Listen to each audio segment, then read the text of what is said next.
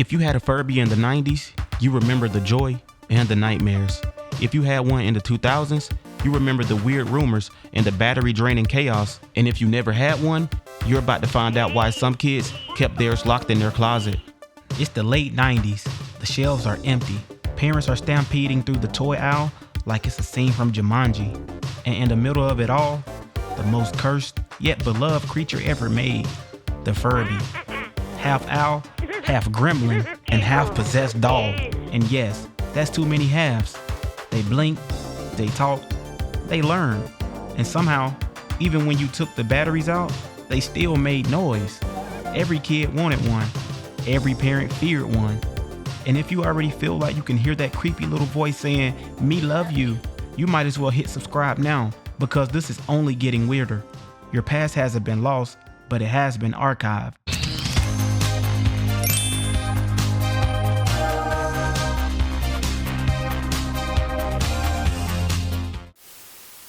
You first heard about them from TV commercials. Bright colors, big eyes, that creepy mechanical voice saying, it was part pet, part robot, part thing you were sure watched you sleep. The box promised it could learn English. It came with its own weird Furby language, Furbish, which sounded like someone trying to order fast food in reverse. And the ads claimed the more you talk to it, the more it would talk back. But in reality, it mostly just said, "Cthulhu," and blinked at you like it knew something you didn't.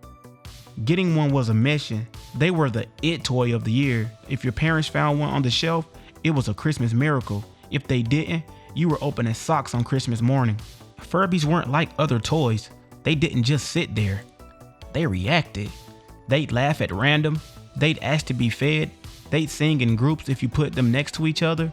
And sometimes, for no reason at all, they'd wake up in the middle of the night and say, "Party time," which, if you were 8 years old, felt less like a party and more like a haunting.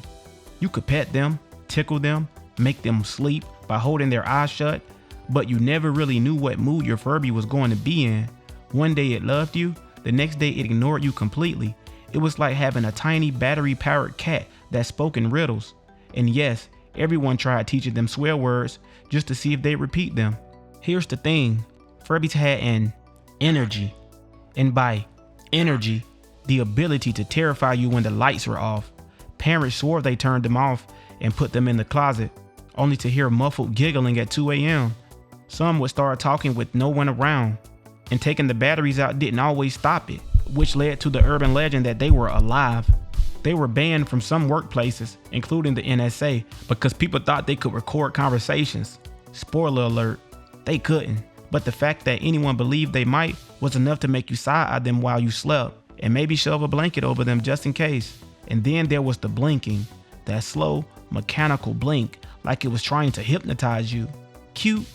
Maybe, but only in the daylight, and only if you were sure it wasn't about to whisper your name. Which brings us to the rumors. If you grew up with the Furby, you know it came with baggage, and not just AA batteries. There were the rumors.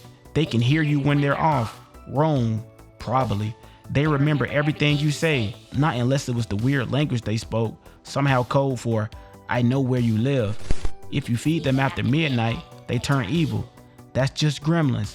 But somehow, kids believed it. Some swore their Furby said things it was never programmed to say. Others claimed they'd stop talking to them after they yelled at it. And then there was the stories of Furby sacrifices, kids holding fake ceremonies in the backyard where they'd try to bury one, only for it to start talking from underground. Most of it was playground exaggeration. But the thing is, Furbies were weird. Furbies were weird enough that none of it felt 100% impossible. When a toy already has blinking eyes, random laughter, and a voice that sounds like an off-brand ET, you don't really doubt anything. Because when a toy stares at you like that, in a pitch black room, it's less fun childhood memory and more open scene of a horror movie. In 1998 and 1999, Furby mania was unstoppable.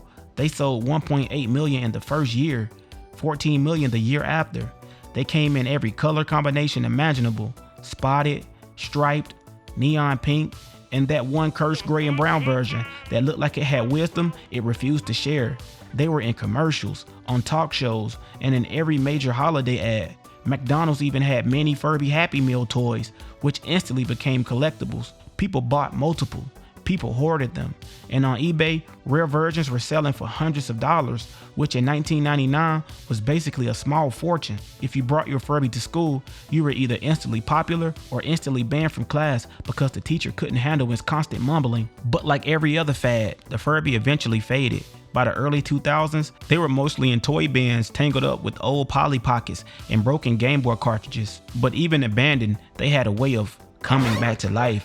You'd be cleaning out your closet and hear a faint da-do-ay, and remember, you never actually turned it off. Some kids swear their Furby changed when it was ignored too long.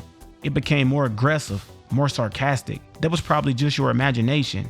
Probably. They had reboots in 2005, 2012, and beyond. Sleeker, more high-tech, with LED eyes, but nothing matched the original weird mix of cute and cursed. Furbies were the perfect storm of late 90s toy culture. Weird, interactive, slightly creepy, and just mysterious enough to make you believe they might be alive. You remember trying to train them like a Pokemon, covering them with a towel at night to stop them from talking, and the day your parents finally took the batteries out and you swore you saw it blink anyway. It wasn't just a toy, it was a core memory, equal parts joy and nightmare fuel. So whether you loved your Furby or kept it locked in the closet like a tiny feathery demon, it left a mark on your childhood, because once you've heard that robotic voice say, "Okay," at 3 a.m., you will never forget it. Your past hasn't been lost, but it has been archived.